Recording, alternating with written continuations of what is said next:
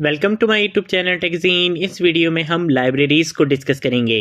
हम देखेंगे कि सॉलिडिटी में लाइब्रेरीज़ का कॉन्सेप्ट क्या होता है, क्यों हमें लाइब्रेरीज़ को यूज़ करना चाहिए, क्या इसके एडवांटेजेस होते हैं, लाइब्रेरीज़ और कॉन्ट्रैक्ट्स में क्या डिफरेंस होता है और किस तरह से हम सॉलिडिटी में लाइब्रेरीज़ का कॉन्सेप्ट इंप्लीमेंट कर सकते हैं। ये सारी चीज़ आज हम इस वीडियो में कवर करने वाले हैं। अगर आपने अभी तक इस प्लेलिस्ट को एक्सेस नहीं किया तो भाई जल्दी से इस प्लेलिस्ट को एक्सेस कर लो, ज़्यादा से ज़्यादा शेयर करो, क्योंकि यहाँ पर आपको ब्लॉकचेन एक्सपर्ट बनाया जा रहा है। ठीक है, तो इस प्लेलिस्ट को ज़रूर एक्सेस करो और ज़्यादा से ज़्यादा शेयर करो। सबसे पहले हम बात करेंगे कि सॉलिडिटी में लाइब्रेरीज का कॉन्सेप्ट क्या होता है। लाइब्रेरीज सॉलिडिटी में हेल्पर कोड होता है। इसका काम होता है कॉमन लॉजिक को एक जगह लिखना, दोबारा दोबारा कोड लिखने से बचना। लाइब्रेरी खुद डिप्लॉय नहीं होता और ना ही डेटा स्टोर करती है। लाइब्रेरी का सिर्फ और सिर्फ काम यह होता है कि आपको यूटिलिटी लॉजिक्स प्रोवाइड करना, आपको हेल्पर लॉजिक्स प्रोवाइड करना जो आप अपने कॉन्ट्रैक्ट्स में इजीली यूज कर सकते हो और आपको वो कोड बार बार ना लिखना पड़े। ये कॉन्सेप्ट होता है हमारे पास लाइब्रेरी का। ठीक है, देन उसके बाद अगर हम बात करते हैं कि भाई क्यों हमें लाइब्रेरीज का यूज करना चाहिए, क्यों लाइब्रेरीज यूज होती हैं। लाइब्रेरी इसलिए यूज होती है क्योंकि कोड आपका शॉर्ट हो जाता है और क्लीन रहता है, गैस आपकी बहुत कम लगती है, सिक्योर और टेस्टेड लॉजिक आपको यहां पर मिल जाती है। प्रोफेशनल प्रोजेक्ट्स में ये बेस्ट प्रैक्टिस होती है कि हम लाइब्रेरीज का यूज करें, क्योंकि आपकी जो लॉजिक होती है वो कॉन्ट्रैक्ट कोड से बिल्कुल डिफरेंट हो जाती है। आपका कॉन्ट्रैक्ट कोड काफी सिंपल और काफी मेंटेनेबल लगता है, तो इसलिए हम लाइब्रेरीज का यूज करते हैं। अब इसी में एक कॉन्सेप्ट हमारे पास आता है कि हमारे पास कुछ होती हैं कस्टम लाइब्रेरीज और कुछ होती हैं built in libraries. Built in libraries में हमारे पास कुछ बहुत अमेजिंग लाइब्रेरीज हैं जिनको हम आगे आने वाली वीडियोस में डिस्कस करेंगे। आज की वीडियो में हम कस्टम लाइब्रेरी के ऊपर काम करेंगे। कस्टम लाइब्रेरी का मतलब यह है कि हम खुद की ही लाइब्रेरी बनाएंगे और उसी को हम अपने कॉन्ट्रैक्ट में यूज करेंगे। और जो बिल्ट इन लाइब्रेरीज होती हैं वो बनी बनाई लाइब्रेरीज हैं जिनको हम इंपोर्ट करवाते हैं अपने कॉन्ट्रैक्ट में और फिर हम उनको यूज करते हैं। ठीक है, तो इसके बारे में भी हम आगे चल के डिटेल में बात करेंगे। इसके साथ साथ हमें पता होना चाहिए कि भाई हम लाइब्रेरीज को कहां पर यूज करते हैं। कॉमन मैथमेटिकल कैलकुलेशंस में हम लाइब्रेरीज का यूज करते हैं।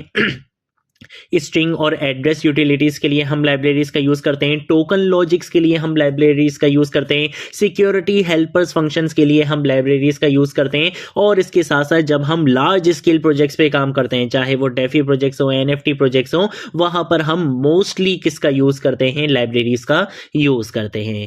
देन उसके बाद अगर हम बात करते हैं लाइब्रेरी वर्सेस कॉन्ट्रैक्ट के बारे में कि लाइब्रेरी और कॉन्ट्रैक्ट में क्या डिफरेंस है, जो कि बहुत सारे स्टूडेंट्स कंफ्यूज भी होते हैं।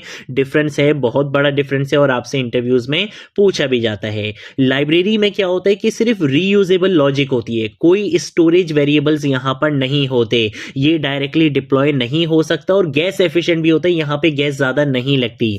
लेकिन अगर ऑन द अदर हैंड हम बात करते हैं कॉन्ट्रैक्ट की, तो कॉन्ट्रैक्ट में लॉजिक तो होती है लेकिन इसके साथ साथ स्टेट भी होता है। वहां पर आपका जो डेटा होता है वो स्टोर हो सकता है, आप वहां पे वेरिएबल्स बनाते हो, वहां पे आप अपना डेटा स्टोर करवा सकते हो, वो नॉर्मली डिप्लॉय हो सकता है और गैस भी उसमें ज्यादा लगती है। लेकिन लाइब्रेरी की अगर हम बात करें तो उसमें सिर्फ रीयूजेबल लॉजिक होती है, कोई स्टोरेज वेरिएबल्स वहां पर नहीं होते और ना ही वो डिप्लॉय हो सकता है डायरेक्टली और वो गैस एफिशिएंट भी होता है। ठीक है, तो ये बेसिकली हमारे पास कॉन्सेप्ट होता है लाइब्रेरीज का। बिल्ट इन लाइब्रेरीज को हम आगे आने वाली वीडियोस में डिस्कस करेंगे। इस वीडियो में मैं आपको कस्टम लाइब्रेरी किस तरह से क्रिएट कर सकते हैं और कैसे हम उसको कॉन्ट्रैक्ट में यूज कर सकते हैं, ये चीज मैं आपको इस वीडियो में करवाने वाला हूं। ठीक है, तो उसके लिए हम आ जाएंगे सबसे पहले अपने रिमिक्स आईडी पे। यहां पर आकर हम जाएंगे कॉन्ट्रैक्ट्स पे और एक न्यू कॉन्ट्रैक्ट फाइल हम यहाँ पे क्रिएट करेंगे। इस कॉन्ट्रैक्ट फाइल का नाम मैं यहाँ पे आके रख लूंगा लाइब्रेरीज रख लेते हैं। ठीक है, और .sol इसकी क्या रहेगी, एक्सटेंशन रहेगी। यहाँ पर आकर हमें वही हमारा बेसिक स्ट्रक्चर का कोड चाहिए होगा, तो हम यहाँ पे आके इस बेसिक स्ट्रक्चर के कोड को कॉपी पेस्ट कर लेंगे। इसको मैं Ctrl+ से जूम कर लेता हूँ और इस कॉन्ट्रैक्ट का नाम हम यहाँ पे आके लेट सपोज मैं इस कॉन्ट्रैक्ट का नाम रख लेता हूँ कैलकुलेटर रख लेते हैं। ठीक है, तो मैंने यहाँ पे आके इस कॉन्ट्रैक्ट का नाम कैलकुलेटर रख लिया है। इसके अंदर से इस मैसेज को हम यहाँ से हटा देंगे। ठीक है, अब क्या करेंगे, सबसे पहले हम एक लाइब्रेरी बनाएंगे। ठीक है, तो हम यहाँ पर आएंगे, यहाँ पर आकर हम यूज करेंगे लाइब्रेरी का कीवर्ड। तो हमने लाइब्रेरी का कीवर्ड यूज करा, उसके बाद आप अपनी लाइब्रेरी का नाम बता दो। जैसे मैंने अपनी लाइब्रेरी का नाम रख दिया मैथ लाइब्रेरी रख लिया, आप अपनी लाइब्रेरी का नाम कुछ भी रख सकते हो। इसके अंदर मैं लॉजिक बताऊंगा, तो लॉजिक के लिए मैंने यहाँ पर आकर एक पहला फंक्शन बना लिया है ऐड के नाम से। उसकी लॉजिक क्या रहेगी, उसकी लॉजिक मैं बोलूंगा कि भाई ये आपसे क्या लेगा, दो अनसाइन इंटीजर वैल्यूज को लेगा और उनको क्या करेगा, सम करके रिटर्न करेगा। तो हम यहाँ पे आके बोल देंगे कि ये क्या है, हमारे इंटरनल प्योर फंक्शंस हैं। ठीक है, तो मैं यहाँ पे आके बोलूंगा कि ये आपको क्या रिटर्न करेगा, एक अनसाइन इंटीजर वैल्यू रिटर्न करेगा। ठीक है, तो इसका काम क्या होगा कि यहाँ पे आके रिटर्न करेगा a प्लस बी को। ठीक है, तो अब आप देख सकते हो कि हम यहाँ पे कोई डेटा स्टोर नहीं करवा रहे, हमने यहाँ पे अपनी एक लॉजिक प्रोवाइड कर दी। सेम ऐसे ही हम क्या करेंगे, हम यहाँ पर आकर एक मल्टीप्लाई का भी फंक्शन बना लेते हैं। ठीक है, तो मैं यहाँ पर आकर क्या करूंगा, ऐड के नाम से नहीं बल्कि हम यहाँ पर आकर एक मल्टीप्लाई के नाम से भी फंक्शन बना लेंगे। ये भी आपसे दो अनसाइन इंटीजर वैल्यूज लेगा और आपको रिटर्न करेगा क्या, उन्हीं दो अनसाइन इंटीजर वैल्यूज का प्रोडक्ट आपको रिटर्न करेगा। ठीक है, तो ये मैंने एक लाइब्रेरी बना ली। अब लाइब्रेरी बनाने से फायदा क्या हुआ, अब मुझे इन दो फंक्शंस को कहीं पर भी बार बार इनकी लॉजिक को लिखने की जरूरत नहीं है। मैं सिर्फ क्या करूंगा, अपनी लाइब्रेरी का यूज करते हुए इस फंक्शन को डायरेक्टली अपने किसी भी कॉन्ट्रैक्ट में कॉल कर सकता हूं। मुझे कोई प्रॉब्लम नहीं है, मुझे ये सारी चीजें बार बार लिखने की नीड नहीं है। इससे हमारे कोड का स्ट्रक्चर भी काफी मेंटेन हो गया, हमारा कोड काफी रीडेबल हो जाएगा और हम डुप्लीकेशन से भी बच जाएंगे। हमें बार बार ये लॉजिक्स रिपीट करने की नीड नहीं है। ठीक है, अब हम आते हैं अपने कॉन्ट्रैक्ट पे आके मैं क्या करूंगा, मैं यहां पर आकर लेट सपोज एक फंक्शन बना लेता हूं।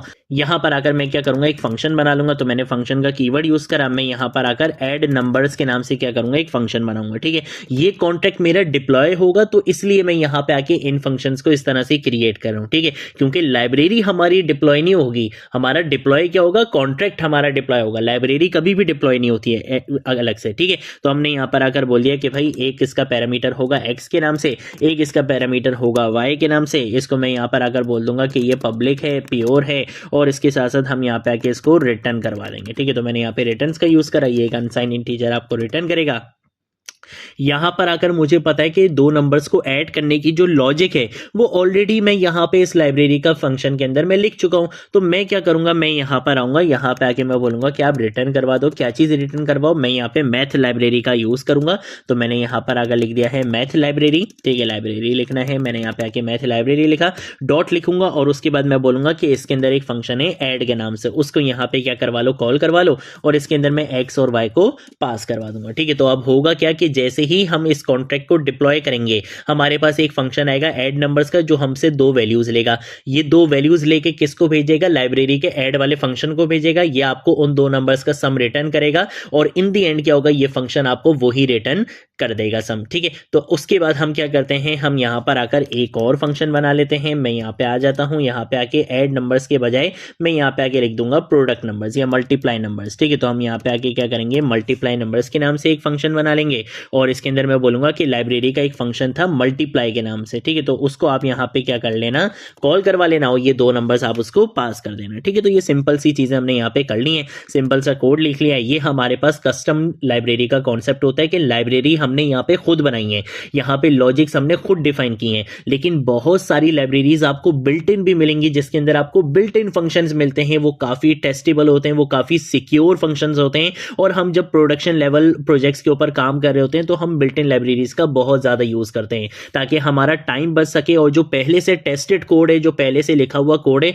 हम डायरेक्टली उसको अपने कॉन्ट्रैक्ट के अंदर यूज कर सकें। ठीक है, तो आगे आने वाली वीडियोस में हम किसके ऊपर बात करेंगे, बिल्ट इन लाइब्रेरीज के ऊपर बात करेंगे। बट इस वीडियो में हमने कस्टम लाइब्रेरी को क्रिएट किया और अपने कॉन्ट्रैक्ट में इसको यूज भी कर लिया। अब मैं क्या करूंगा, कंट्रोल एस कर लूंगा, जिससे क्या होगा, ये कंपाइल हो जाएगा और उसके बाद मैं यहाँ पे डिप्लॉय में आऊंगा। डिप्लॉय में आके मैं क्या करूंगा, इस कॉन्ट्रैक्ट को डिप्लॉय करूंगा। मेरा कॉन्ट्रैक्ट डिप्लॉय हो चुका है। अब आप यहाँ पे देख सकते हो मेरे पास ऐड नंबर्स का भी फंक्शन आ रहा है और मल्टीप्लाई नंबर्स, ये दोनों फंक्शन हमारे डिप्लॉय हो चुके हैं। अगर मैं इसको यहाँ पे दो नंबर्स दूंगा, वो दो नंबर्स इस लाइब्रेरी का यूज करते हुए हमें रिजल्ट हमें प्रोवाइड करेंगे। ठीक है, तो जैसे मैंने यहाँ पे दे दिया 2,3, तो ये 2,3 का रिजल्ट मेरे पास 5 आ जाएगा। और यहाँ पे भी अगर मैं दे देता हूँ 2,3, तो इसका रिजल्ट मेरे पास 6 आ जाएगा। तो ये हमारे पास कॉन्सेप्ट होता है कस्टम लाइब्रेरीज का। अगर कोई चीज नहीं समझ आए, नीचे कमेंट सेक्शन में पूछ लेना, सोशल मीडिया अकाउंट से पूछ लेना, मैं जरूर आप लोगों को रिस्पॉन्ड करूंगा।